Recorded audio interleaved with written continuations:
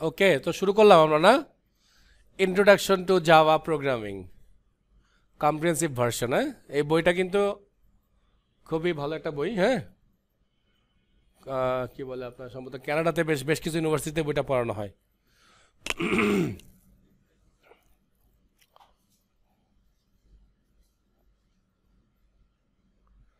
এবং এই যে ওদের অফিসিয়াল ওয়েবসাইটে গেলে এই বই সম্বন্ধে কিছু আরও মানে কিছু কাজ টাজ পাবেন আর কি। কিছু ভিডিও নোটসও আছে ওদের এখানে। আমরা সরাসরি আমাদের কাজে চলে আসি আর কি। হ্যাঁ, মোটামুটি বইটা কিন্তু একটু স্বাস্থ্যবান। হ্যাঁ, ভয় পায়েন না। তাহলে আমরা এটা দেখবো যে introduction to computers programs and Java, এই জিনিসগুলো সম্পর্কে আমাদের জানতে হবে, যেহেতু ইনস্টলেশন পার্ট আমাদের ডান। ওকে, সো চ্যাপ্টার 1 বড় একটা ইন্ট্রোডাকশন দেওয়া আছে। সো এত বড় ইন্ট্রোডাকশনটা আমরা পড়বো না। ইন্ট্রোডাকশনটা হচ্ছে আসলে বইটা সম্পর্কে বেশ কিছু কথা বলা আছে আর কি। হ্যাঁ, আমরা সরাসরি চলে আসি হোয়াট ইজ কম্পিউটার। একদম প্রথম দিকে আমরা জেনেছি কম্পিউটার কি আসলে, তাই না? তারপর একটু জানি, তারও আমাদেরকে একটু শেখানোর চেষ্টা করছে। বলছে computer is an electronic device that store and process data. Okay, so আরও কিছু কথা তো এখানে বলছে। এখানে আমরা চলে যাই। Computer consist of the following major hardware component. এই মেজর হার্ডওয়্যার কম্পোনেন্টগুলো একটা কম্পিউটারের মধ্যে থাকে। Central processing unit, memory, storage device, input device, output device and communication device, তাই না? এগুলো তো কমনলি সব কম্পিউটারে থাকে। এগুলোই আবার ওরা দেখাচ্ছে আমাদেরকে এরকম একটা বাসের মতো করে আর কি। বাস বোঝেন তো আপনারা না? বাস সম্বন্ধে বলেছিলাম না? এটা লম্বা লাইনকে বাস বলতে পারেন। আমরা নর্মাল লাইফে যে বাস চিনি ওইটা একটা বাস। আসলে কম্পিউটার লাইফে বাস মানে হচ্ছে যে যেই লাইনগুলো দিয়ে ডাটাগুলো পাস হয় বা মানে বিদ্যুৎ পাস হয়, এই লাইনগুলোকে আসলে বাস বলে। যেমন ওই যে আপনারা মাদার মোডের মধ্যে দেখবেন যে কি বলে যে লাইনের মতো গেছে না, একটার সাথে একটা কানেক্ট হয়েছে না, এই যে লাইনগুলো, এগুলোকে বাস বলে। ওকে, সো সেন্ট্রাল প্রসেসিং ইউনিট কি, এটা আমাদের আজকে মনে নতুন করে শেখার দরকার নাই, বিকজ এটা আমরা অলরেডি প্রথম দিকে জেনে এসেছি, তাই না? বিটস অ্যান্ড বাইটস কি জানেন? বিট কি বাইটস কি জানেন? আচ্ছা, জাস্ট একটু দেখি, একটু হালকা একটু জেনে নেই। আপনারা সাউন্ড কম করতেছেন। সো বলতে before discuss memory, let's look at how information are stored in a computer. মানে ইনফরমেশনগুলো কীভাবে কম্পিউটারে থাকে সেটা আমরা একটু জানবো। A computer is really nothing more than a series of switches. মানে কম্পিউটারের মধ্যে অনেকগুলো সুইচ দেওয়া আছে, এটাই বলতেছে। Each switch exist in two state. প্রতিটা সুইচ মানে আমরা তো দেখি আমাদের বাসা যে সুইচগুলো আছে না, ওই যে আমরা লাইট ফ্যান ছাড়ি, এই সুইচগুলোর স্ট্যাটাস কটা জানেন তো? দুইটা স্ট্যাটাস, অন অফ, তাই তো নাকি? তো এখানেও কিন্তু তাই, দেখেন এখানেও তাই বলছে, এই যে বলছে এই যে অন অফ, তাই তো নাকি? আচ্ছা, তারপর বলতেছে storing information in computer is is is simply a matter of setting sequence of switches on or of. বলতেছে যে আমরা যে আমাদের কম্পিউটারের মধ্যে আসলে কিছু ডেটা স্টোর করি, এটা আসলে তেমন কোনো বড় ব্যাপার না। জাস্ট কিছু একটা সিকোয়েন্স, মানে সিকোয়েন্স মানে কি জানি, একটা ধারাবাহিকতা। কিসের? কিছু সুইচের, যে সুইচগুলো কি রিপ্রেজেন্ট করে? ওই অন অফ রিপ্রেজেন্ট করে। ওকে, if the switches is on, its value is 1. Clear? আচ্ছা দাঁড়ান তো, আমার এখানে এই বইটাতে লেখা যাচ্ছে না কেন?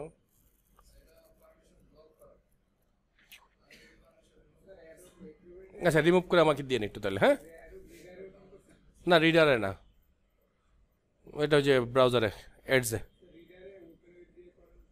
রিডার তো নাই স্যার।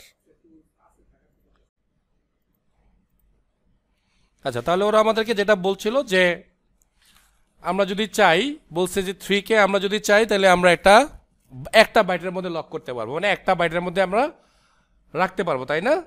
সো আমরা একটু দেখি যে এই যে 3, এই 3 এর বাইনারি নাম্বারটা কত। তো 3 এর বাইনারি নাম্বার কত জানেন?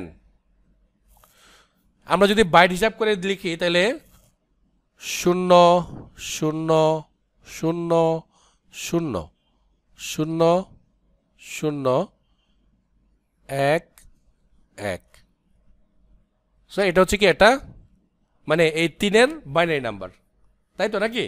কারণ লাস্ট ডিজিটটা 1, তার আগে ডিজিটটা 2, 2 + 1 = 3, তাই তো নাকি? তো বলতেছে যদি আমরা 3, 4 বা 10 এরকম নাম্বারকে স্টোর করতে চাই, তাহলে 1 বাইটের মধ্যেই আমরা স্টোর করতে পারি, কারণ আমরা জানি একটা বাইটের মধ্যে 8টা বিটস আছে, তাই না? তো বলেন তো এখানে সর্বোচ্চ কত বড় নাম্বার রাখতে পারবো আমরা?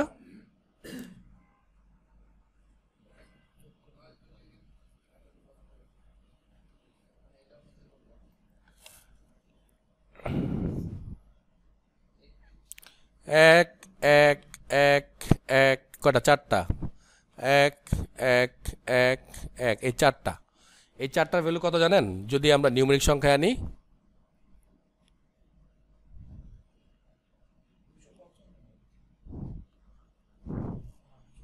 255। ওকে, কিন্তু আবার একটু ঝামেলা আছে, সেই ঝামেলাটা হচ্ছে কি, এই যে প্রথম যে বিটটা থাকে, এই বিটটাকে বলা হয় আবার কি জানেন? নাম জানেন?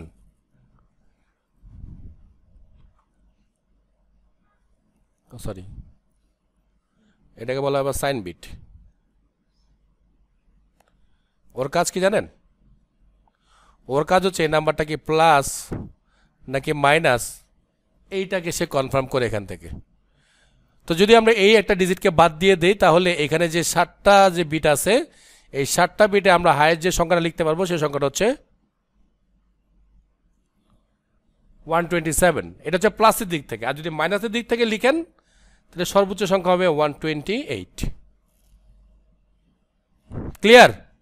তাহলে যদি আমাদের সংখ্যাটা এর চেয়ে বড় হয়ে যায়, তাহলে আমরা এখানে কত রাখতে পারবো, মানে তাহলে আমাদের কি বিট বাড়াইতে হবে, সরি মানে বিটই বাড়াইতে হবে। সো বিট তো আর বাড়ানো যাবে না, বাড়াইতে হলে কি করতে হবে? একটা আস্ত বাইট বাড়াইতে হবে।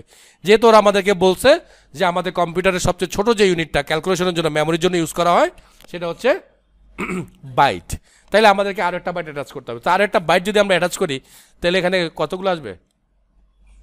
16টা বিট আসবে, 16টা বিটস। বুঝতেছেন তো 16টা বিটসে কত বড় সংখ্যা দেওয়া যাবে? অনেক বড় সংখ্যা দেওয়া যাবে না? ওকে,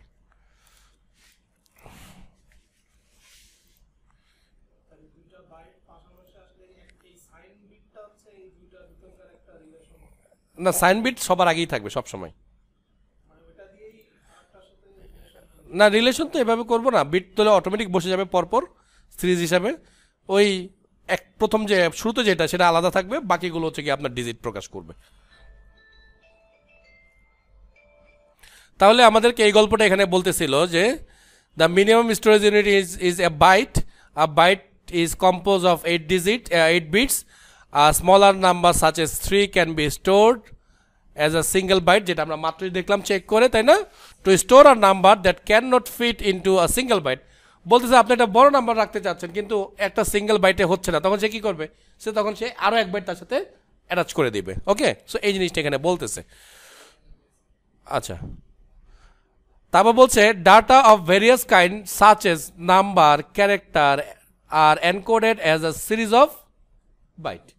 ওই যে আমরা প্রথম দিকে জেনেছি যে আমরা আসলে কম্পিউটার যাই রাখবো, যাই করব, সব হয়ে যাবে এই বাইট, মানে এই 0 1। ওকে, আচ্ছা। As a programmer you don't need to worry about the encoding and decoding of data. বলছে তোমার প্রোগ্রামার হিসাবে এই 0 1 নিয়ে চিন্তা করার দরকার নেই। আসলে এনকোডিং ডিকোডিং দিয়ে আসলে এটাই বলছে যে 0 1 থেকে 1 2 বানানো, বা 1 2 থেকে 0 1 বানানো, অথবা এবিসিডি থেকে 0 1 বানানো, 0 1 থেকে এবিসিডি বানানো, বলছে এটা নিয়ে তোমার চিন্তা করার দরকার নেই। ওকে, কি বলছে? বলছে which the computer system perform automatically. বলছে এটা কম্পিউটার নিজে নিজে, একটা বেসিক কম্পিউটারই এই কাজগুলো নিজে নিজে করতে পারে। ওকে, কারণ ওই ধরনের প্রোগ্রাম তার মধ্যে সেট করা আছে বেসড অন এনকোডিং স্কিম, তার মধ্যে এই সিস্টেমগুলো অলরেডি দেওয়া আছে। So an encoding scheme is a set of rules that govern how a computer translates character, number and symbol into data the computer can actually work with. মানে বলতেছে computer যে এই ক্যারেক্টার, নাম্বার বা symbol এগুলোর সাথে কাজ করবে, computer জানে সেটাকে কিভাবে এনকোড ডিকোড করতে হবে এবং সেটাকে কিভাবে কম্পিউটারের মতো করে নিয়ে আসতে হবে, মানে কম্পিউটার বুঝবে এমনভাবে নিয়ে আসতে হবে, মানে কম্পিউটারের নেটিভ ল্যাঙ্গুয়েজে নিয়ে আসবে। তোর নেটিভ ল্যাঙ্গুয়েজ ওই একটাই, আবার সেই 0 1, এই হচ্ছে ব্যাপার। ওকে, সো এখানে এই গল্পগুলো অনেকক্ষণ বলছে। মেমোরি কি এটা সম্পর্কেও আমরা জেনেছি, এরকম বক্স টক্স থেকে আপনাদেরকে দেখিয়েছি আমি, তাই না? মনে আছে তো নিশ্চয়ই জিনিসগুলো। এটা হচ্ছে মেমোরি অ্যাড্রেস। আমি বলেছিলাম এই অ্যাড্রেসগুলো কিসে থাকে, মনে আছে কারো? মেমোরি অ্যাড্রেসগুলো কিভাবে থাকে, কোন ল্যাঙ্গুয়েজ মানে কোন সংখ্যায় থাকে জানেন? হেক্সাডেসিমাল নাম্বারে বলেছিলাম, ভুলে গেছেন রে? ওকে, আচ্ছা। তারপর স্টোরেজ ডিভাইস, অনেক ধরনের স্টোরেজ ডিভাইস আছে, দরকার নাই।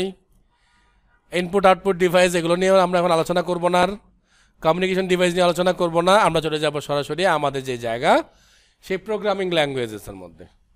একটু আমরা প্রোগ্রামিং ল্যাঙ্গুয়েজ সম্পর্কে জেনে নেই। সো প্রোগ্রামিং ল্যাঙ্গুয়েজটা আসলে কি? So computer programs known as কি সফটওয়্যার আর instruction that tell a computer what to do. তার মানে কি সফটওয়্যার কি আসলে? সফটওয়্যার হচ্ছে কি কিছু ইনস্ট্রাকশন, যে ইনস্ট্রাকশন আসলে বলে দেয় যে এটার পরে এটা, বা এটা পেলে তুমি এটাকে এমন করবা ওমন করে এটা করে ওইখানে দিয়ে দিবা, এই তো ব্যাপারগুলো নাকি? সো এইটাই কিন্তু আসলে সফটওয়্যার, বা মানে অ্যাজ এ সফটওয়্যার। এই সফটওয়্যারটা আসলে কি হয়, কোনো একটা ল্যাঙ্গুয়েজ দিয়ে বানাইতে হয় নাকি? তো যে ল্যাঙ্গুয়েজ দিয়ে আসলে আমরা প্রোগ্রাম বা এই সফটওয়্যারগুলোকে বানাই সেটা কি আসলে কি বলে? প্রোগ্রামিং ল্যাঙ্গুয়েজ বলে। ওই যে আমরা বলছিলাম না, কি যেন ছোটবেলায় পড়ছিলেন না, গ্রামার কাকে বলে, আবার পরে আমরা শিখছি ইংলিশ গ্রামার কাকে বলে, প্রথমে শিখছি ব্যাকরণ কাকে বলে, পরে আবার শিখছি বাংলা ব্যাকরণ কাকে বলে, তাই না? এরকম শিখছি না? তো আমরা প্রথমে জানলাম আসলে ল্যাঙ্গুয়েজটা কি। তার মানে কি ল্যাঙ্গুয়েজটা কি? যেই ভাষা ব্যবহার করে আমরা কম্পিউটার প্রোগ্রাম লিখতে পারি সেটাকে আমরা বলছি এখানে প্রোগ্রামিং ল্যাঙ্গুয়েজ, তাই তো নাকি? ওকে। আর যদি আপনাকে জিজ্ঞেস করার প্রোগ্রাম কি, তাহলে সবচেয়ে সহজ উত্তর হচ্ছে সেট অফ ইনস্ট্রাকশন অথবা collection of instruction, okay, for solving a problem. কারণ আমরা সফটওয়্যার তো একটা প্রবলেম সলভ করার জন্যই বানাই নাকি? অনেক বড় বড় সংখ্যাকে যোগ করার জন্য আমরা কি করি? ক্যালকুলেটর ইউজ করি। এখন আমরা এক্সেল ইউজ করি। কয়েকদিন পর আমরা প্রোগ্রাম বানাবো, প্রোগ্রাম থেকে ইউজ করবো। ক্লিয়ার? Okay, fine. তো দেখি এবার কি বলছে। Computer do not understand human language. Computer মানুষের ভাষা বোঝে না, simple. So program must be written in a language a computer can use. মানে কম্পিউটার বোঝে বা কম্পিউটার ব্যবহার করে এমন কোনো ভাষা আমরা ব্যবহার করি, ওকে। তো বলছে দেয়ার আর hundreds of programming languages and they were developed to make programming process easier for people. বলছে 100-র মতো প্রোগ্রামিং ল্যাঙ্গুয়েজ আছে, বাট আরো বেশি আছে, যাই হোক। তো বলতেছে এটা দিয়ে আসলে কি করা হয়, এটা দিয়ে এটা বানানোই হয়েছে আসলে প্রোগ্রামিং বানানোর জন্য, প্রোগ্রামিং লিখতে বা প্রোগ্রাম লিখতে সহজ করার জন্য। তো প্রোগ্রাম লিখে কে? আমরা মানুষরাই তো লিখি, হিউম্যানরা লিখি, তাই তো? তো বলছে পিপল বা মানুষ, আমাদের জন্য এটা ইজিয়ার হয়ে গিয়েছে, ওকে। However, all program must be converted into instruction the computer can execute. তার মানে কি বললাম এই কথাটা? মানে আমরা যত প্রোগ্রামিং ল্যাঙ্গুয়েজ বা যে প্রোগ্রামিং ল্যাঙ্গুয়েজই ব্যবহার করি না কেন সেটা আসলে কনভার্ট হয়ে যায়। কনভার্ট হয়ে কিসে কনভার্ট হয়? কম্পিউটার বোঝে এমন একটা ভাষায় কনভার্ট হয়ে যায়। আমরা জাভা লিখবো, কেউ সি শার্প লিখবে, কেউ পিএইচপি লিখবে, কেউ পাইথন করবে, কেউ যাই করুক, কম্পিউটারকে বোঝাইতে হলে কম্পিউটার ভাষা যেটাকে কনভার্ট করে দিতে হবে আপনাকে। ক্লিয়ার? সো কনভার্ট ছাড়া কম্পিউটার কিন্তু কিছুই বুঝতে পারবে না। লাইক ধরো যে বলছিলাম প্রথম দিকে, ধরেন একজন চাইনিজ পিপল, একটা বাংলাদেশি পিপল। চাইনিজ ছাড়া কিছু জানে না, বাংলাদেশি পিপল যে সে বাংলা ছাড়া কিছু জানে না। এখন দুজন কথা বলবে কেমনে? তাহলে কি করতে হবে? তাদের মাঝখানে একজন আবার ইন্টারপ্রেটার দিয়ে দিতে হবে, ট্রান্সলেটর দিয়ে দিতে হবে, যে চাইনিজ শুনে বাংলায় কনভার্ট করবে, বাংলা শুনে চাইনিজে কনভার্ট করবে। সো এরকম একজন কনভার্টার আমাদের কম্পিউটারের মধ্যে এখন আমরা আজকে ইনস্টল করেছি, সেটা হচ্ছে আমাদের এই জেডিকে। এই জেডিকের কাজই হচ্ছে যে আমাদের এই জাভাকে কনভার্ট করে করে কম্পিউটারকে বোঝায় দেওয়া। আবার আমরা যখন ক্লিক করব, আমাদের এই ক্লিকগুলোকে সে আবার 01-কে আবার কনভার্ট করবে, কম্পিউটার কনভার্ট করে আবার প্রোগ্রামে চলে যাবে, প্রোগ্রামকে আবার বলবে যে এই জিনিসটা দাও। বুঝতে পারছেন তো? তার মানে এই দোভাষীর কাজ করবে হচ্ছে আমাদের কম্পিউটারের মধ্যে এই জেডিকেটা। সামনে আমরা আরো জানবো ইনশাল্লাহ, ওকে। তো দেখেন প্রোগ্রামিং ল্যাঙ্গুয়েজ অনেক ধরনের আছে। মেশিন ল্যাঙ্গুয়েজ আছে, যে প্রোগ্রামিংটা আসলে লিখাই হয়তো সরাসরি 01 দিয়ে। এই 01 পাশাপাশি সাজায় এই ধরনের প্রোগ্রামিং লিখে হতো, সেটা অনেক আগের ঘটনা, প্রোগ্রামিং একদম আর্লি এজের ঘটনা এটা, ওকে। তারপর তারা কি করলো যে না এত কষ্ট তো করা যাবে না, আমরা আরেকটু ইজিয়ার করি। তো ইজিয়ার করে তারা যে প্রোগ্রামিং ল্যাঙ্গুয়েজটা বানালো সেটাকে বলা হচ্ছে অ্যাসেম্বল প্রোগ্রামিং ল্যাঙ্গুয়েজ বা অ্যাসেম্বল ল্যাঙ্গুয়েজ। ওকে, সো এই অ্যাসেম্বলের কাজ কি? অ্যাসেম্বল ওরা যেটা করেছে, ওরা কিছু ধরেন কিছু ফাংশন বানিয়েছে, লাইক ধরেন অ্যাড। সো অ্যাড কি করছে? অ্যাড লিখে 2 আর 3 করছে, রেজাল্ট চলে আসছে।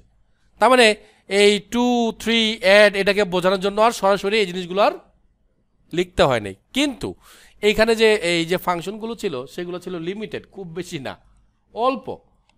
তার মানে কি দিন শেষে আসলে ওই 0-1 যাইতেই হইতো। ওকে, আচ্ছা। তারপরে চলে আসলো হচ্ছে গিয়ে হাই লেভেল প্রোগ্রামিং ল্যাঙ্গুয়েজ, যেটা আসলে আজকে আমরা শিখতে শুরু করলাম। So high level programming language কি বা কেন একটু জানি আমরা, চলেন। বলছে in the 1950s a new generation of programming language known as high level language emerged, মানে কি আবির্ভূত হয়েছিল। ওকে, they are platform independent, which means that you can write program in high level language and run in different type of machine। এক তো হয়েছিল high level programming language, 2 হইল গিয়ে সেটা হচ্ছে প্ল্যাটফর্ম ইন্ডিপেন্ডেন্ট হয়েছিল।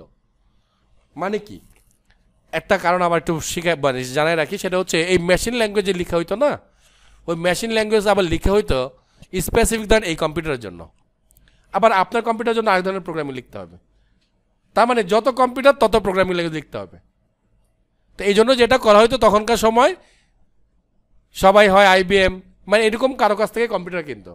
কেন? কারণ তারা একই রকম কনফিগারেশন দিয়ে কম্পিউটার বানাইতো এবং ওই একবার লেখা প্রোগ্রামই সবার কাছে ইনস্টল করে দিত। মানে এখন আমরা কি করি, ধরেন আসুসের মাদারবোর্ড নেই, ইন্টেলের প্রসেসর নেই, তারপর ধরেন হিটাচির হার্ড ডিস্ক নেই, ওর এটা নেই, তার সেটা নেই, খালি কম্পিউটারের মধ্যে লাগাই আর কাজ করা শুরু করে দেয়, প্লাগ করে দিলেই কাজ হয়ে যাচ্ছে, তাই না? তখন এটা একদমই ছিল না স্যার, তখন এটা করাই যাবে না। কারণ আপনার যে মাউসটা যে চলে এটার জন্য প্রোগ্রাম কম্পিউটারের মধ্যে লেখা আছে, আপনার কিবোর্ডটা যে চলতেছে কিবোর্ডের জন্য প্রোগ্রাম কম্পিউটার লেখা আছে, কোন সুইচে চাপ দিলে কি দেখাবে এটা ওর কাছে রেকর্ড করা আছে, কিন্তু তাহলে তো সে ভুলভাল দেখাবে। ওকে, আচ্ছা যাক। তো এই ধরনের যেটা হয়তো, যেহেতু এটা ডিভাইস রিলেটেড ছিল, মানে তার মানে কি প্ল্যাটফর্ম ইন্ডিপেন্ডেন্ট ছিল না, যে কোনো জায়গায় চলতো না। কিন্তু হাই লেভেল প্রোগ্রামিং ল্যাঙ্গুয়েজের একটা বড় বৈশিষ্ট্য ছিল, এটা হচ্ছে অনেকটা প্ল্যাটফর্ম ইন্ডিপেন্ডেন্ট। অনেকটা বললাম কেন, পরে কারণটা এটার ব্যাখ্যা করব। সো এটা বলছে ডিফারেন্ট টাইপ অফ মেশিনে চলবে। এখনকার যে প্রোগ্রামগুলো, ধরুন আমি এই কম্পিউটার প্রোগ্রাম লিখে দিছি, আপনি চাইলে আপনার বাসায় একটা কম্পিউটার আছে যেটা কথা কোরাই 5 ফার্স্ট জেনারেশনের, আপনি চাইলে সেখানে চালাতে পারবেন, নো প্রবলেম, কোনো ঝামেলা করবে না, চলবে। কিন্তু একটা সময় ছিল যে বলছি জাস্ট ডিভাইস চেঞ্জ হলেই সব উল্টাপাল্টা। ওকে, বলছে হাই লেভেল ল্যাঙ্গুয়েজ আর English like and easy learn to use, sorry easy to learn and use. High level programming ল্যাঙ্গুয়েজের আরেকটা বড় বৈশিষ্ট্য হচ্ছে এই প্রোগ্রামিং ল্যাঙ্গুয়েজ লেখা হয় হিউম্যান রিডেবল ভাষায়। মানে মানুষরা যেগুলো বলতে পারে করতে পারে, যে ভাষা ব্যবহার করে ওই ভাষায়। তাহলে এখন যদি বলেন যে স্যার আমরা তো ইংরেজিতে লিখতেছি, আমরা তো ওই ভাষা বুঝি কম, এখন ধরেন সব ভাষায় যদি আবার এরকম প্রোগ্রামিং ল্যাঙ্গুয়েজ বানানো শুরু করতো, তাহলে প্রোগ্রামিং ল্যাঙ্গুয়েজের যে মানে এখনকার যে উন্নতি বা অবস্থান সেটা কখনই সম্ভব হতো না। তো তারা কি করছে, কিছু স্ট্যান্ডার্ড ভাষা সিলেক্ট করছে, ওই ভাষাতেই প্রোগ্রামগুলো লেখার ব্যবস্থা করছে, যেমন ইংরেজিতে। তার মানে এখন আমরা ইংরেজি ব্যবহার করে খুব সহজে প্রোগ্রাম লিখতে পারবো। তো যেহেতু ইংরেজি লিখে করা যায়, তার মানে এই প্রোগ্রামটা শেখাটা এবং ইউজ করাটাও ওই 0101 লিখে প্রোগ্রাম করাচ্ছে কয়েকশো গুণ সোজা। যদিও জাভা প্রোগ্রামিং ল্যাঙ্গুয়েজের মধ্যে সবচেয়ে কঠিন, বাট ওই চিন্তা যদি করেন ওর চেয়ে কয়েকশো গুণ সহজ। বুঝতে পারতেছেন তো? একটা ABC, আপনি নিজের নামটা শুধু আপনি 01 লিখেন, দেখেন কি অবস্থায় আপনার, শুধু আপনি নিজের নামটা। মনে আছে তো বলছিলাম না প্রথম থেকে, বড় হাতের ক্যারেক্টারের এক ধরনের নাম্বার, ছোট হাতের ক্যারেক্টারের এক ধরনের নাম্বার, আজকি ভ্যালু, ওই আজকি ভ্যালুর এগেনস্টে আবার বাইনারি নাম্বার, ওগুলোকে সাজা লিখেন, দেখেন আপনার নাম লিখতে গেলেই মোটামুটি বিশাল একটা বিটসের একটা মানে সমাগম হয়ে যাবে। ওকে, আচ্ছা। তো বলছে the instruction in high level programming language are called statements. ওকে, মানে আমরা যে প্রোগ্রামগুলো করবো এগুলোকে স্টেটমেন্ট বলতেছে। Here of sub is example, যেমন বলতে এটা একটা স্টেটমেন্ট। কি বলছে, 5 × 5 × 3.1416 বা সামনে কিছু একটা, জাস্ট কিছু একটা বাই করছে। ওকে, সো এটা একটা স্টেটমেন্ট, ফাইন। তো চলেন আমরা কিছু প্রোগ্রামিং ল্যাঙ্গুয়েজ সম্বন্ধে দেখি। অনেকগুলো প্রোগ্রামিং ল্যাঙ্গুয়েজ, যেমন Ada, BASIC, C, C plus plus, C sharp, COBOL, Fortran, Java, Pascal, Python, Visual Basic, lots of programming language. ওকে,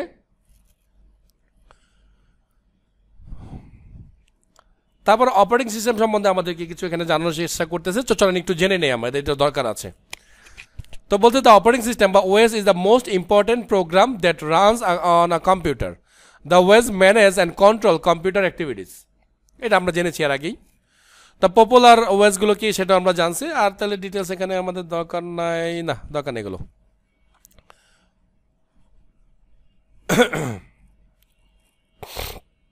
আচ্ছা, এই জায়গাটা একটু জানি আমরা। বলছে Java the world wide web and beyond. তো Java is a powerful and versatile programming language for developing software running on mobile device, desktop computer and server. Okay, this book introduced Java programming. Java was developed by a team led by James Gosling. তার মানে James গসলিংকেই আসলে জাভার জনক বলা হয়। উনিই আসলে জাভার programming ল্যাঙ্গুয়েজটা আবিষ্কার করেছে, উনি ওই টিমের লিডার ছিলেন। অ্যাট সান মাইক্রোসিস্টেম, তখন আসলে এই সান মাইক্রোসিস্টেম নামে একটা ফার্ম ছিল, ওই ফার্মেই আসলে গসলিং সাহেব এবং তার টিম কাজ করত। তখন তারাই আসলে জাভা প্রোগ্রামিং ল্যাঙ্গুয়েজটার আবিষ্কার করছে। হ্যাঁ, তো সান microsystem was purchased by Oracle in 2010। তাহলে 2010 সালে আইসা ওরাকল কি করলো, অফার করলো সান মাইক্রোসিস্টেমকে যে তোমরা আমাদের সাথে মার্জ হয়ে যাও, আমরা তোমাদেরকে কিনে নিব। তো ওরাকল যেহেতু অনেক বড় একটা ফার্ম, ওদের টাকা পয়সাও বেশি, সান মাইক্রোসিস্টেম অপেক্ষা একটু ছোটো ছিল, তো তারা চিন্তা করলো যে মার্জ হয়ে যায়, তাহলে আমাদের এই সিস্টেমটা আরও ডেভেলপড হবে। তো তারা আসলে তখন মার্জ হয়ে গেল। Originally called it Oak. Oak মানে কি, আসলে তখন জাভা প্রোগ্রামিং ল্যাঙ্গুয়েজের নাম ছিল ওক। Java was designed in 1991 for use in embedded chips in consumer electronic appliance. মানে জাভাটা আসলে 1991 সালে তারা বানাইছিল যে বিভিন্ন ইলেকট্রনিক চিপগুলোর মধ্যে দেওয়ার জন্য। ইন 1995 রিনেমড জাভা, মানে জাভার নাম ওক থেকে চেঞ্জ করে 1995-এ জাভা বানানো হয়েছে। It was redesign for developing web application for the history of the Java. বলছে এটার জন্য তুমি ওই হিস্ট্রিটা দেখতে পারো। তো আমরা হিস্ট্রিটা একটু জানি, বিকজ আমরা যেহেতু একটা প্রোগ্রামিং ল্যাঙ্গুয়েজ সম্বন্ধে শিখবো, আমাদের অবশ্যই এটার গোড়া মানে মূল ইতিহাস একটু জানা দরকার আছে, তাই না? তো কিছুটা তো আমরা জানলাম, এখানে কিছুটা ওরা আমাদেরকে বলে দিয়েছে। তো 1991 সালের দিকে এই যে মিস্টার গসলিং সাহেব, জেমস গসলিং সাহেব, উনি এই জাভা প্রোগ্রামিংটাকে বানানোর জন্য কাজ শুরু করছে। তার আগে অন্যান্য কিছু প্রোগ্রামিং ল্যাঙ্গুয়েজ নিয়ে কাজ করতো। তো যেই প্রোগ্রামিং ল্যাঙ্গুয়েজগুলোতে কাজ করতে গিয়ে তারা কিছু প্রবলেমের সম্মুখীন হয়েছিল। সেই প্রবলেমগুলোর মধ্যে যেমন ছিল একই কোড বা একই রকম কোড বারবার লিখতে হতো। ওকে, মানে হচ্ছে যেটা এতে করে যেটা হয় যে অনেক বেশি কোড লিখতে হচ্ছে। তো এরকম কিছু টুকটাক প্রবলেম পাওয়ার কারণে তারা তখন চিন্তা করলো যে আমরা আসলে এমন কোনো প্রোগ্রামিং ল্যাঙ্গুয়েজ বানাই বা চেষ্টা করি তৈরি করতে, যেটা দিয়ে আসলে আমাদের এই প্রিভিয়াস যে প্রবলেমগুলো ছিল সেই প্রবলেমগুলো যেন আমরা সলভ করতে পারি। তো তারা যে 1991 সালের দিকে গবেষণা শুরু করলো, করেই মোটামুটি 1993 সালের দিকেই মাত্র 18 মাস সময়েই তারা কি করছে, এই প্রোগ্রামিং ল্যাঙ্গুয়েজটা বানিয়ে ফেলছে। এবং এই প্রোগ্রামিং ল্যাঙ্গুয়েজের মধ্যে তারা ওওপি মানে অবজেক্ট ওরিয়েন্টেড প্রোগ্রামিংয়ের যে ফিচার্সগুলো আছে, এই তত্ত্বের সবগুলো ফিচার্স তখন তারা ইউজ করছে। এটার মধ্যে সবগুলো ফিচার্সকে পরিপূর্ণভাবে এখানে ইউজ করছে। তো অবজেক্ট ওরিয়েন্টেড প্রোগ্রামিংয়ের যে ফিচারগুলো আমরা পরে জানবো, ওই ফিচারগুলো ইউজ করার কারণে যেটা হয়েছে, ওই যে তাদের যে প্রিভিয়াস যে প্রবলেমগুলো ছিল, ওই প্রবলেমগুলো মোটামুটি সলভ হয়ে গেছে। ওকে, তো যখন 1993 সালে তারা আসলে এই প্রোগ্রামিং ল্যাঙ্গুয়েজটা বানালো, তখন তারা আসলে এটার নাম দিয়েছিল ওক। ওকে, সো এটা তো আসলে আমেরিকাতেই ডেভেলপড হয়েছে। আমেরিকার যে জাতীয় গাছ আছে জানেন, জাতীয় গাছের নাম হচ্ছে ওক, ওক ট্রি বলে ওটাকে। হ্যাঁ, সে ওদের আবার রুলস আছে যে জাতীয় কোনো জিনিসপত্রের নাম তারা চাইলেই যে সে ব্যবহার করতে পারবে না। তো পড়লো একটা বিপদে। তাই এখন তারা প্ল্যান করতেছে যে চলো এটার নামটাকে আমরা চেঞ্জ করি বা করব। তো তখনই তারা ঘুরতে গেছিল ইন্দোনেশিয়াতে, ওই টিমটা, এই মিস্টার গসলিং সাহেবের যে টিমটা, এই টিমটার নাম ছিল গ্রিন টিম। ওকে, সো ওরা তখন ইন্দোনেশিয়ায় গেল। আপনারা জানেন কিনা জানি না, ইন্দোনেশিয়াতে কিন্তু ওয়ার্ল্ডের বেস্ট কফি পাওয়া যায়। ওকে, তো তারা কি করলো, ওই গল্প করতে করতে তারা কফির অর্ডার দিল, যে কফিটার নাম ছিল জাভা। জাভা নামে একটা কফি আছে, ওকে, খুব ভালো মানের কফি। তো তখন তারা ওই খেতে খেতেই তারা চিন্তা করলো যে আমরা এটার নাম আসলে জাভা দিব। এবং এই জন্যই দেখবেন জাভার যে সাইনটা, সেটা যে কফির কাপটা, ধোয়া ওটা কফির কাপ। এই পরিস্থিতিতে তারা আসলে তখন তারা এটার লোগোটাও এরকম সেট করছে। ওকে, তো যেহেতু 93 সালে তারা প্রোগ্রামিং ল্যাঙ্গুয়েজটা বানিয়েছে, তো 93 সালে প্রোগ্রামিং ল্যাঙ্গুয়েজটা বানানোর পরপরই তারা এটাকে আসলে বাজারে ছাড়ে নেই, কারণ এটা নতুন জিনিস বানিয়েই তো বাজারে ছেড়ে দেওয়া যায় না, তাই না? টেস্ট করতে হয়। সো তারা নিজেরা এটাকে আবার টেস্ট করছে। সো টেস্ট করে 1995 সালের দিকে তারা এটা বাজারে ওপেন করে দিয়েছে, যে হ্যাঁ এটা দিয়ে এই কাজগুলো করা যায়। তো তারপর থেকেই মোটামুটি জাভা একটু একটু করে হাঁটতে হাঁটতে এখনও হাঁটতেছে আর কি, এখন দৌড়াচ্ছে আর কি যদিও। তো তখন থেকেই আসলে খুব পপুলার, বিকজ অফ তো যে তার কিছু সিস্টেম ছিল যেগুলোর কারণে প্রিভিয়াস অনেকগুলো প্রবলেম যেগুলো আসলে এখানে সলভ হয়ে গেছিলো। তো মানুষ তো এটাই চায় যেটাতে একটু সহজে বা কম কষ্টে বেশি কাজ করা যায়, তাই না? তো তখন আসলে এই প্রোগ্রামিং ল্যাঙ্গুয়েজটার চাহিদাটা খুব ভালো বেড়ে গেছিল। তো তখন থেকে এখনো পর্যন্ত সেই চাহিদাটাই আছে আর কি। হ্যাঁ, সেখানে একটা বিশাল গল্প আছে, এত বড় গল্প আসলে আর আমরা আজকে পড়বো না। তো এখানে কিছু বলতে Java language specification, API, JDK, NID. তা আমাদেরকে একটু মানে বলবে যে জেডিকে। সো আমাদের এই বইটা আসলে জেডিকে 8-এ লেখা, মানে জাভা 8 ভার্সনে লেখা, বা 1.8 বলে এটাকে। 8 বা 1.8 মানে 8 আসলে। হ্যাঁ, আর আইডি সম্বন্ধে কিছু গল্পগুজব করা আছে, যেটা হচ্ছে কি, বাট আমরা প্রোগ্রামিং ল্যাঙ্গুয়েজ আমরা তো যে অলরেডি 17 ইনস্টল করছি, সো আমরা কাজ করবো 17 দিয়েই। এখানকার সব সিস্টেম ওখানে কাজ করবে। ওকে, সো ওরা শুরু করছে সিম্পল জাভা প্রোগ্রাম, যেটা আজকে আমরা কিছুক্ষণ আগে ট্রাই করেছিলাম করার জন্য, তাই না? আমরা লিখেছিলাম যদিও হ্যালো, ওরা লিখেছে ওয়েলকাম টু জাভা, এবং বলছে রান করলে এটা এরকম কিছু দেখা যাবে। হ্যাঁ, আচ্ছা, সো এখানে কিছু স্পেশাল ক্যারেক্টার সম্পর্কে আমাদের কিছু জানানোর চেষ্টা করতেছে, যে জাভাতে কিছু স্পেশাল ক্যারেক্টার আছে, যেমন হচ্ছে এই curly brace, parenthesis, square brace, তারপর হচ্ছে গিয়ে কি ডাবল স্ল্যাশ, ডাবল কোটেশন, আর হচ্ছে গিয়ে সেমিকলন। এগুলো আমাদের জন্য খুবই জরুরি, আমরা প্রচুর ইউজ করবো এগুলো এখানে। ওকে, বলছে এখানে আবার বলেও দিছে যে ডাবল কোটের মধ্যে আমরা কি করব, স্টেটমেন্টকে এনক্লোজ করবো, মানে ওই ডাবল কোটের ভিতরেই আমরা স্টেটমেন্ট লিখবো। তারপর বলছে গিয়ে ইউজ ইন মেথড, যে সেকেন্ড আমরা ফার্স্ট ব্র্যাকেট ইউজ করবো মেথডে বা প্যারেনথেসিস, কার্লি। তারপর বলছে গিয়ে কি স্কোয়ার ব্র্যাকেট ইউজ করবো অ্যারের জন্যে। তারপর ডাবল স্ল্যাশ আমরা ইউজ করবো যে কমান্ড করার জন্যে। ডাবল কোট আমরা ইউজ করে দেবো স্ট্রিংয়ের জন্যে। আর সেমিকোলন ইউজ করবো আমরা স্টেটমেন্টকে এন্ড করার জন্য, শেষ করার জন্য। ওকে,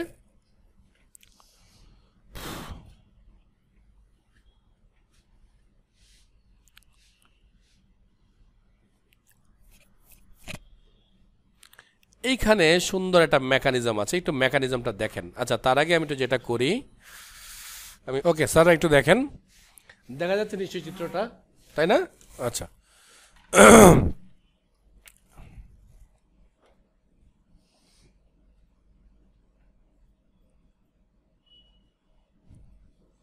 সো দেখেন এই যে জায়গাটা,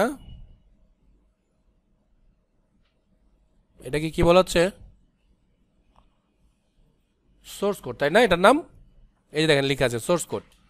তার মানে হচ্ছে আমরা যে কোডগুলোকে লিখব, এই কোডটাকে বলা হচ্ছে সোর্স কোড। ওকে, আচ্ছা, তো এই সোর্স কোডটা আসলে কি হবে, তো দেখেন সোর্স কোডটা কি হচ্ছে এখানে।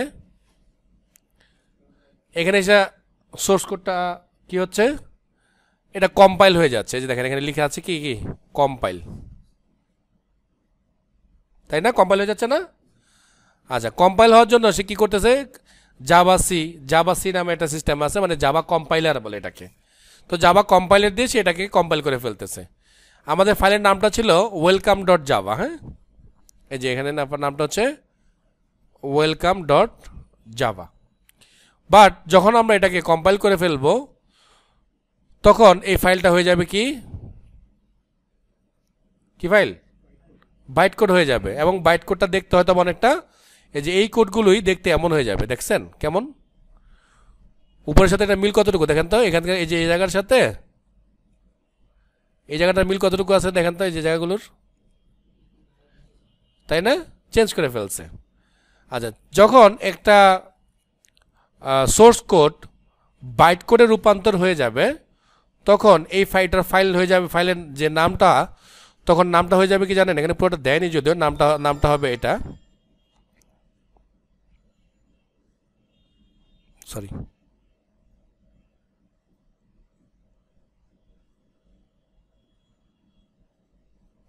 ওয়েলকাম ডট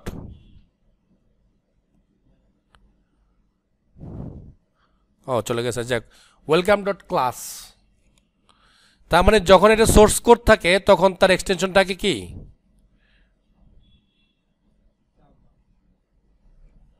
আর যখন এটা কম্পাইল হয়ে যায় তখন এটার সোর্স কোড মানে এক্সটেনশন থাকে ক্লিয়ার।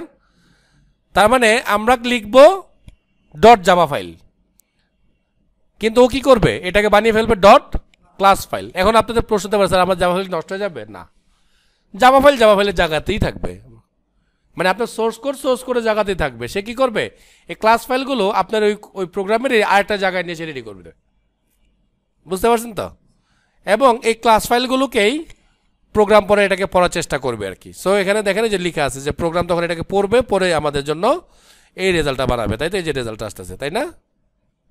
আচ্ছা, এখানে দেখেন এই চিহ্নগুলো একটু খেয়াল করছেন, এই চিহ্নগুলো বা এই চিহ্নগুলো, এই যে দাগগুলো, এই দাগগুলো কি মিন করছে দেখেন। এখানে বলছে যদি আমাদের এই কোডের মধ্যে কোনো ইরর থাকে, ইরর থাকলে কিন্তু সে এটাকে কম্পাইল করবে না। আমাদের এই কোডের একটা বড় সমস্যা হচ্ছে এটা, যদি কোনো জায়গায় একটা ইরর থাকে আপনার এই প্রোগ্রাম কম্পাইল হবে না। তার মানে কি, ক্লাস ফাইল বানানো যাবে না। তাহলে কি করতে হবে, শুরুতেই ইরর থাকলে সবার আগে কাজ হচ্ছে আমাদেরকে কি করতে হবে, সেটাকে সবার আগে এটাকে মডিফাই করতে হবে, মানে ইররটাকে সলভ করতে হবে। ইরর সলভ করার পরে আমরা আবারও সেটাকে কি করব, কম্পাইল করব। কম্পাইল করার পর যদি সব ঠিকঠাক থাকে তাহলে কম্পাইল হবে। কম্পাইল করার পরেও অনেক সময় কিছু লজিক্যাল কারণ থাকতে পারে, কিছু রান টাইম এক্সেপশনের কারণে আপনার প্রোগ্রামে আবার বন্ধ হয়ে যেতে পারে। তো বলছে যদি এরকম কোনো এক্সেপশন থাকে, যে বলছে যে এখানে দেখছেন যে এরকম করে যদি কোনো ইরর থাকে তাহলে তুমি এটাকে আবার সলভ করো, সলভ করে এনে এটাকে রান করো, তখন এটা চলবে। ক্লিয়ার? তাহলে এই যে মাঝখানের এই যে কাজটা হচ্ছে, যে এই যে কাজটা যে করতেছে আমাদের এই সোর্স কোড থেকে যে প্রসেসটা, এই পুরো প্রসেসটাই কমপ্লিট করতেছে কে জানেন?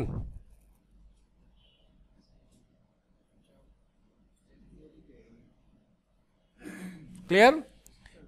জেডিকের একটা গুরুত্বপূর্ণ কাজ হচ্ছে আসলে এই কাজটা করা। ওকে, কোন কোশ্চেন থাকলে করতে পারেন। লোক আমরা একটু সামনে যাচ্ছি। সো এই যে দেখেন এখানে কিছু কথা বলা আছে, যেটা আমি একটু বলতে চেষ্টা করেছিলাম যে জাভা ভার্চুয়াল মেশিন মানে জেভিএম, আসলে এই কাজটা আসলে করে হচ্ছে জেভিএম। এখন বলতে পারেন আবার জেভিএমটা আবার কোথায় আছে স্যার? এই জেডিকের ভিতরের একটা পার্টের নামই হচ্ছে আসলে জেভিএম, এই যে জায়গাটা মানে জাভা ভার্চুয়াল মেশিন। এখন বলতে পারেন এইটার কাজ কি? সো ভার্চুয়াল মেশিন মানে কি? এটা কি কোনো স্যালো মেশিন? না, আসলে যেটা হয় ও আমাদের এই কম্পিউটারের মধ্যে ও নিজে একটা ছোট কম্পিউটার বানায় রাখছে, বুঝতে পারছেন? ওই কম্পিউটার কি করে, আমরা যখন এই কোডগুলোকে লিখি তখন ওই কম্পিউটার অ্যাক্টিভ হয় কি করে, এই কনভার্সনের কমপ্লিট মানে এই কনভার্টার কাজগুলোকে কমপ্লিট করে দেয়। তো ওই মেশিনটার নামই আমরা বলি, বা ওই ছোটো কম্পিউটার নামই আমরা বলি জেভিএম। ওকে, সো জেভিএম সম্বন্ধে এখানে বিস্তারিত বলা আছে আর কি, যে আমি যে গল্পগুলো এতক্ষণ আগে করলাম এগুলো সব এই জায়গাটার মধ্যে লেখা আছে। ক্লিয়ার? সো এটা একটু দেখবেন। এইখানে দেখেন আবার এই একই রকম চিত্র, যেটা আমি আপনাদেরকে ওখানে এঁকে জেগে দেখানোর চেষ্টা করলাম, এখানে একটু সুন্দরভাবে দেখাইছে আমাদেরকে। কি দেখাইছে দেখেন, প্রথমে বলতেছে যে এটা হচ্ছে আমাদের সোর্স কোড নাকি। সোর্স কোডটা কি করতে হবে, কম্পাইল করতে হবে। কম্পাইল করবে কে? জাভা কম্পাইলার, মানে হচ্ছে আসলে এখানে কাজ করতেছে কি, যে কে জেভিএম কাজ করবে এসা। তো কি করবে, ও যেটা জেনারেট করবে সেটা কি, সোর্স কোড, যে কোডটা আসলে এক্সিকিউট করতে পারবে, এক্সিকিউট বাই জেভিএম। এবং এই সোর্স কোডটাই আসলে আবার পড়বে কে, এই জেভিএম। এবং ও কি করবে, এটার সাথে কিছু লাইব্রেরি অ্যাটাচ করবে। প্রোগ্রাম লেখার জন্য আমাদের কিছু লাইব্রেরি সাপোর্ট লাগবে, ওই লাইব্রেরিগুলোকে সে অ্যাটাচ করবে, অ্যাটাচ করে সেটাকে এই জেভিএম এর মাধ্যমে আসলে পড়া হবে। বুঝতে পারছেন? তার মানে এই ফুল মেকানিজমটা আসলে কন্ট্রোল করবে এই জেভিএম বাবাজি। ওকে, ক্লিয়ার? Okay, fine.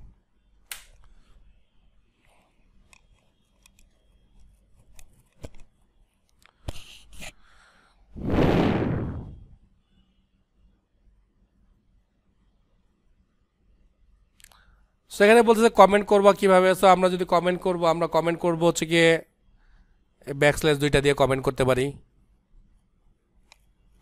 তারপর হচ্ছে গিয়ে যদি আমাদের মাল্টিপল লাইন কমেন্ট করতে হয় তাহলে স্টার আরে অ্যাস্ট্রিক সাইন দিয়ে আমরা দুইটা অ্যাস্ট্রিক সাইন এবং শেষ করব আমরা একটা অ্যাস্ট্রিক সাইন আবার একটা স্ল্যাশ। এই মাঝখানে মাল্টিপল লাইন থাকবে আর কি, মানে 3-4 লাইন 5 লাইন 6 লাইন থাকবে। আর যদি আমরা যেহেতু যেটা করি আমরা কি করব, একটা কোডকে সিলেক্ট করব, সিলেক্ট করে কন্ট্রোল স্ল্যাশ দিয়ে দেবো। সো কন্ট্রোল স্ল্যাশ দিয়ে দিলে সে কী করবে, প্রতি লাইনকে সিঙ্গেল লাইন হিসাবে ধরে ধরে সে প্রতি লাইনের আগে এরকম ডাবল স্ল্যাশ মারা দিয়ে যাবে। ওকে, না জাস্ট শুরু করলে হবে, তাহলে আর শেষ করা দরকার নেই। Okay fine. সো একটা জিনিস আমাদেরকে বলতেছে প্রপার ইন্টেনশন এবং স্পেসিং ইউজ করতে বলছে, যে তোমার কোডটাকে ঠিক রাখার জন্য তুমি একটু সুন্দর করে কোডটা লিখবা। যেমন কেমন সুন্দর, যেমনটা আপনাদেরকে আমি যে জাভাস্ক্রিপ্ট অনেকবার বলেছি অনেকে করে এলোমেলো থাকে। যেমন দেখেন এই কোডটা দেখেন,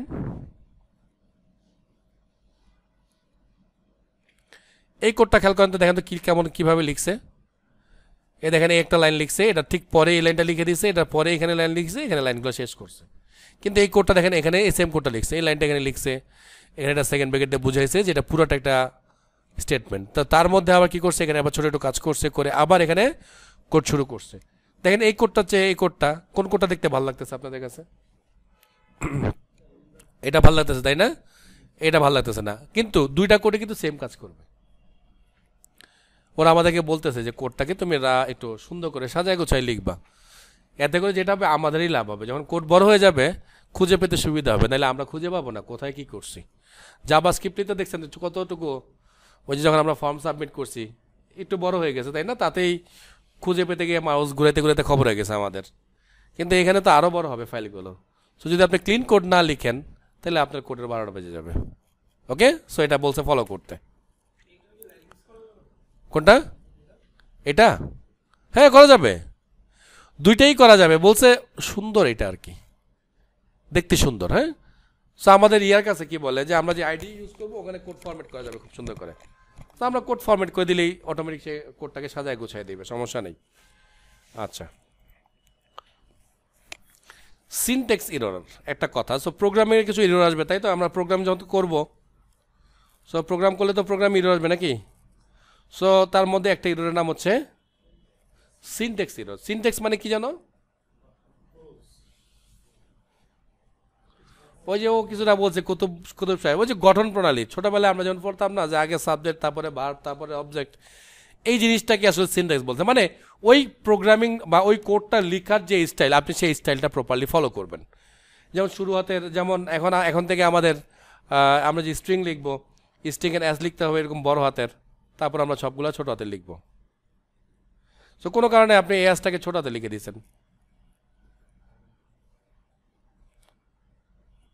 তাহলে কী হবে, সে ইরর দিবে, নিচে এরকম লাল লাগ দিয়ে দিবে, মানে কি সিনট্যাক্স ইরর। আপনার লাইন শেষ করার পরে বলছে লাইন যখন শেষ করবা তখন তুমি একটা সেমিকোলন দিবা, আপনি দেন নাই, তাহলে কি সিনট্যাক্স ইরর। ওকে, এটা ব্রেকেট শুরু করছেন শেষ করেন নাই, সিনট্যাক্স ইরর। সো অনেক সিনট্যাক্স ইরর হবে। সো আপনারা যদি প্রপারলি, আপনাদের জাভাস্ক্রিপ্টে আমি প্র্যাকটিস করিয়েছি, এখানেও করাবো, যে আমরা যখন কোনো ব্রেকেট অন করবো সব ব্রেকেটকে আগে ক্লোজ করবো, ক্লোজ করে ভিতরে এসে কাজ করবো, তাই করেছিলাম না, মনে নাই? সো এইখানে সেই স্টাইলটা যদি আপনি ফলো করেন তাহলে আপনার এই ধরনের ঝামেলাটা কম হবে। ওকে, তারপরে সিনট্যাক্স ইরর থেকে আপনি বেঁচে যাবেন। তারপরে সিনট্যাক্স ইরর একটা মজার ঘটনা আছে, এটা হচ্ছে গিয়ে সবচেয়ে বড় ব্যাপার হচ্ছে সিনট্যাক্স ইরর করে আপনি মানে পালাতে পারবেন না। মানে কি, সিনট্যাক্স ইরর যদি হয় আপনাকে সাথে সাথে আমাদের আইডি থেকেই ইরর ধরিয়ে দেওয়া হবে। তার মানে আপনি তখন বুঝে ফেলবেন যে এই ইরর সেখানে ঠিক করে নিই আগেই, এবং আপনি যখন ইররের কাছে মাউসটাকে নিয়ে যাবেন ও আপনাকে সাজেশন দেবে যে তুমি সম্ভবত এই ধরনের ভুল করছো, অথবা এই জিনিসটা করা উচিত ছিল তুমি করো নাই। ওকে, তো সিনট্যাক্স ইরর থেকে বাঁচার খুব সহজ উপায় আছে, কিন্তু রান টাইম যে ইররগুলো হবে সেগুলো বুঝতে খুব কষ্ট হবে। ওকে,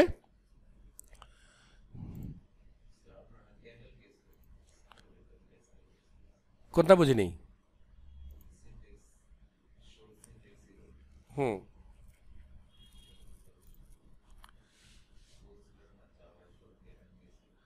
হ্যাঁ তো লিখছে কিন্তু সব ক্যামেল কেজে, দেখেন তো এই যে বড় হাতের অক্ষর দিয়ে শুরু হয়ে সব ছোট ছোট এইভাবেই যাবে, দেখবেন এগুলো প্রচুর ইউজ হবে সামনে, টেনশন করেন না, দেখাচ্ছি সামনে আরও। এই যে আসছে সে রান টাইম ইরর, যেটার ঘটনা একটু আগে আপনাদেরকে বললাম। সো বলছে দেখেন run time error are errors that cause a program terminate abnormally, মানে সব কিছু ঠিক আছে, কম্পাইলও হয়েছে, কোনো সিনট্যাক্স ইরর নাই, কিন্তু কোড রান করতেছে না, এবং কোড রান করলে দেখা যাচ্ছে কাজ করতে মাঝখানে পট করে বন্ধ হয়ে গেছে। এই ধরনের ঝামেলাগুলোকে আসলে বলা হচ্ছে রান টাইম ইরর, মানে রান করার সময় অথবা রান করার পরে যে ধরনের ইররগুলো আসে। তো এই ধরনের ইররগুলোই আসলে ডেঞ্জারাস। ওকে, সলভ করার জন্য অনেক ঠান্ডা মাথায় কাজ করতে হবে আমাদেরকে। ওকে ফাইন, আমরা যদি এখন জানতেছি এই জিনিসগুলো, এগুলো কাজে কিন্তু আমরা অ্যাপ্লাই করবো। তো কিছু কমন ইরর আছে, যে কিছু কমন ইররের মধ্যে কি ইরর, যেমন দেখেন এই যে আপনি ব্রেকেট শুরু করছেন শেষ করেন নাই, যেটা একটু আগে বললাম, যেমন এই যে এখানে ব্রেকেট শুরু করছেন এখানে শেষ করেন নাই, বা এই যে সেমিকোলন দেন নাই, দেখছেন তো এই যে সেমিকোলন নাই, এই জায়গাটা আছে নাই তো সেমিকোলন, এই জায়গাটায়, এই যে জায়গাটা সেমিকোলন হওয়ার কথা ছিল না একটা, তো এটা তো নাই, না থাকলে ইরর। সো এই ধরনের ভুলগুলো। তারপরে দেখেন যেখানে একটা হুদাই একটা ফাঁকা জায়গা রেখে, সরি এখানে যে ডাবল করে দিয়ে এটাকে ক্লোজ করা নেই, ডাবল করে যে দেখেন শুরু করছে কিন্তু শেষ করে না, তাহলে শেষ করা দরকার ছিল, তাই না? Sorry,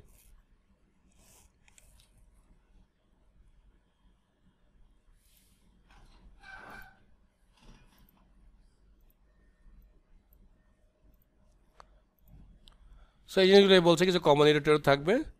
developing Java program using NetBeans, তো বলছে ওরা আমাদেরকে সাজেস্ট করতেছে তোমরা নেটবিনসটাকে ইউজ করে প্রোগ্রামটা করো, কারণ আসলে বিগিনারদের জন্য নেটবিনসটা অনেক ভালো। আমি আবারও বলছি, আমরা চাইলে শুরুতে ইন্টেল যে চাইলে শুরুতে এক্লিপস ইউজ করতে পারতেন, কিন্তু এত মানে ওই আইডিকে ম্যানেজ করতে করতে আপনার মাথা খারাপ হয়ে যাবে, প্রোগ্রাম শিখবেন কখন? তো যার তুলনায় এটা অনেক ইজি। সো এই জন্য আমরা এটাকে ব্যবহার করবো। সো বলছে কীভাবে প্রোগ্রাম বানাবা, আমরা তো একটু দেখেছি, আমরা যখন আবার লাইভ কাজ করব তখন আরেকটু ডিটেলস দেখবো যে কীভাবে আমরা একটা প্রোগ্রাম নিব, কীভাবে লিখবো, কী করব না করব। ওকে আচ্ছা, এই যেখানে বলছে যে তোমরা এক্লিপস দিয়ে চাইলে করতে পারো। সেই এক্লিপসে কীভাবে প্রোগ্রাম নিতে হয় এখানে দেখাচ্ছে, দেখেন এই ইন্টারফেসটা একটু দেখেন, খেয়াল করেন, কই যেন দেখেন এই একটা আর এই একটা, এই দুইটা ইন্টারফেসের মাধ্যমে আপনার প্রোগ্রাম নেওয়া শেষ। আর তাও সব কিছু ক্লিকে মানে অলরেডি সব কিছু দেওয়া আছে সাজেশন করা। আর এই দেখেন এক্লিপস, দেখেন কি অবস্থা, জাভার ভার্সন কি দিয়ে হবে, কোথায় যাবে, অনেকগুলা জিনিস শুরুতেই বলতে হয় ওদের, তো যার কারণে এটা শুরুর জন্য একটু ঝামেলার। এই যে তারপর এখানে প্রোগ্রাম আসবে, এটাকে আবার এই উইন্ডোগুলো ম্যানেজ করতে একটু ঝামেলা আছে, মানে একটু উল্টাপাল্টা মনে হয়। তো এই জন্য শুরুতে আমরা এটাতে যাব না, এই যে নতুন একটা ক্লাস নিতে হলে যে এত হিস্ট্রি করে করতে হয়। আচ্ছা, সো কিছু কি টার্ম আমরা যেগুলো শিখলাম আর তখন পর্যন্ত, এখান থেকে দেখেন এই শব্দগুলো সব এই জায়গার মধ্যে লেখা আছে, যে শব্দগুলো সম্বন্ধে তখন আমরা গল্প গুজব করলাম এই চ্যাপ্টার জুড়ে। সো এই চ্যাপ্টারটা মোটামুটি আমরা শেষ করতে পারছি। প্রোগ্রামিং এক্সারসাইজ দিয়েছে, কিন্তু এখন তো আমরা প্রোগ্রাম জানি না, এক্সারসাইজ করবো কোত্থেকে, তাই না? আমরা ইনশাল্লাহ এইখান থেকে প্রোগ্রামিং শুরু করব, ঠিক আছে।